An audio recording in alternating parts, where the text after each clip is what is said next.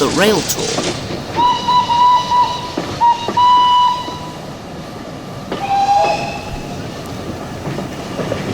No, no, no! I will not do it! Oh, come on, Leo. This rail tour is an important part of our autumn specials. There's going to be a lot of visitors, and we need another engine to double-head the train. Leo harumphed.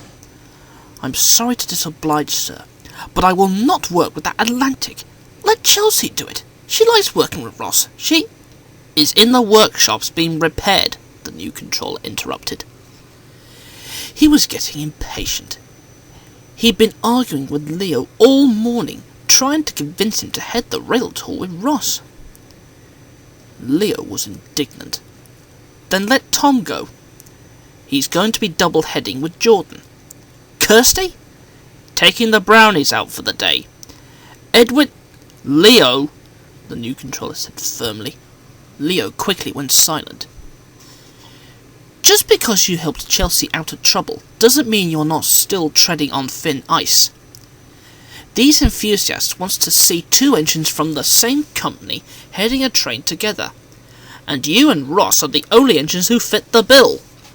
Kirsty was built in Yugoslavia, he added firmly. When Leo opened his mouth to speak, he quickly closed it. And you are the only other engine available.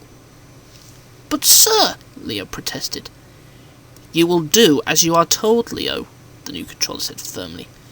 If you can't behave, you will go to the back of the shed, and the men will paint out your crest. Leo's eyes bulged.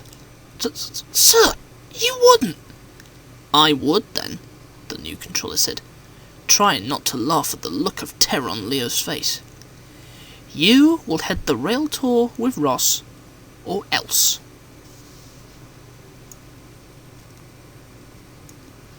An hour before the rail tour was to arrive, Leo and Ross were being prepared for the run, and Leo's mood was rather frosty. What is the new controller thinking? He was thinking. Pairing me with that engine who got me into trouble. I won't stand for it. Ross was looking at him concerned. He wasn't sure what the new controller was thinking either, but he wasn't going to voice his objections. He didn't really feel it was tactful. The new controller was watching the two engines from his office. He was preparing to greet the enthusiasts upon their arrival. I hope you know what you're doing, Mr. Williams said, looking worried.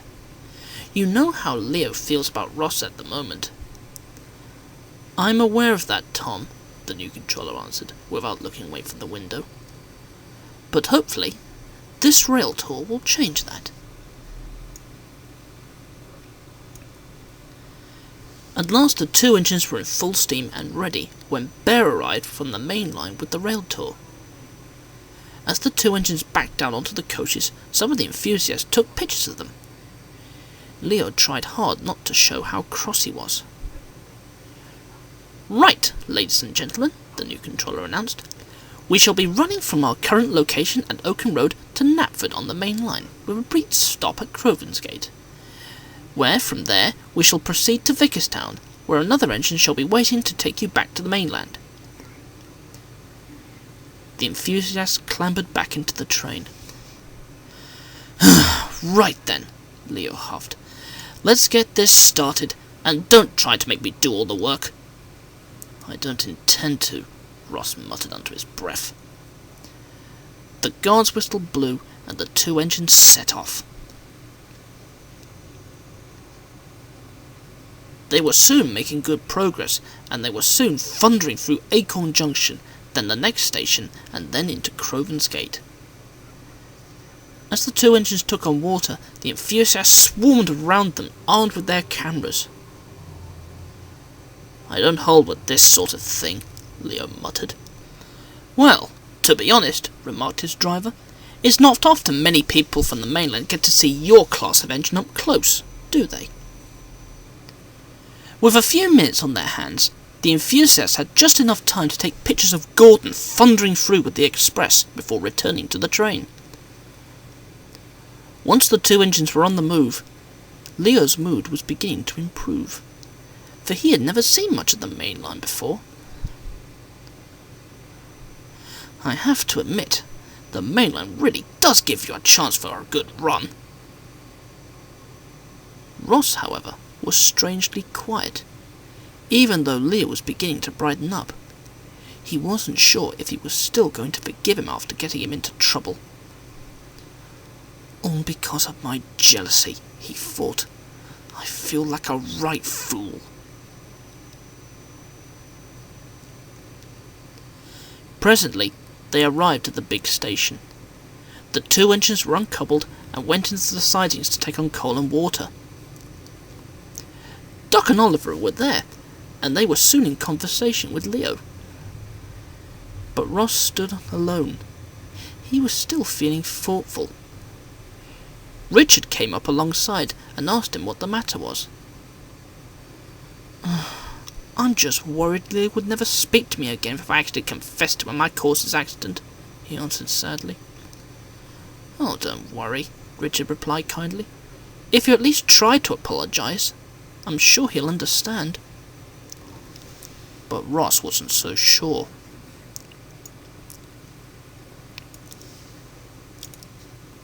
Presently, it was time to head off to Vickerstown. The two engines backed down ready to go, and soon the guard's whistle sounded, and they set off with a hearty puff. They were soon running up to speed, and they rumbled through the junction, and then flashed through Eggwood Station, going splendidly. So far so good, Leo thought, and they started to climb Gordon's Hill, with twin columns of smoke pouring from their funnels. But as they began the descent, Leo's driver noticed that his steam gauge was beginning to drop. "We've got a leak somewhere," he remarked. Suddenly, Leo gave a sharp groan, and the entire cab was engulfed in a cloud of steam. "Oof!" he exclaimed. "What's happening?" Ross's driver heard Leo whistling to warn them that he wanted to stop. They slowed and rolled into the next station. Leo's crew inspected him all over. "Something's broken inside you," said his driver. "It's going to take time to find out what." Leo's face fell. He had been enjoying himself, and now this had spoiled it all. "The new controller's not going to be happy with this," Leo mourned. "First the ballast trucks, and now this." He closed his eyes and groaned. This was all too much for Ross. He took a deep breath and let off steam suddenly, so loudly that everyone jumped. "All right! I did it! I caused Leo's accident!" Leo was gobsmacked. "Just as I thought!" he growled angrily. But before he could say any more, Ross interrupted. "I'm sorry, Leo," he sighed sadly. "I didn't mean for it to happen. I was just so jealous because you were so popular with the others. Every night it was always about the sort of things that you had done. The others were all talking with you, and no one wanted to talk to me. I just couldn't take it anymore." Leo fell silent. He then realised that Ross was telling the truth. The other engines had all wanted to talk with him, but they never seemed to take notice of Ross.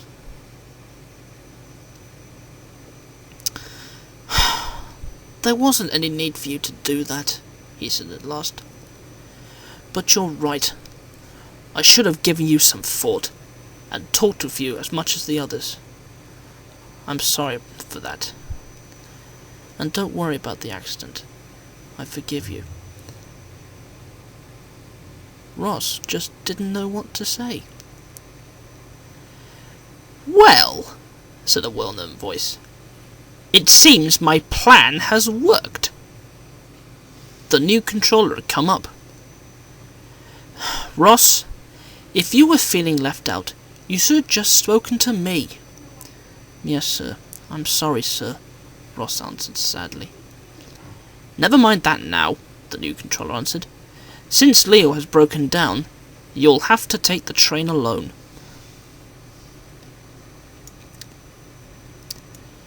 Ross pushed Leo into a siding and went back to the train. Wendell will be coming to pick you up later, the new controller told him. You'll get a full inspection of the works. Yes, sir, said Leo. As Ross pulled away, Leo shouted, Good luck! And Ross puffed on, trying to make up for lost time. A diesel from the other OE was waiting impatiently for the enthusiasts as Ross pulled into the station, tired but triumphant. The enthusiasts said their goodbyes, and the diesel respectfully rumbled away. The new controller spoke to Ross. I understand your feelings, he told him, but you must know that I do not allow jealousy in any form from my engines, or to try and outdo the other. You are all part of a team. Please, try to remember that next time. I'll try to, sir, replied Ross with spirit.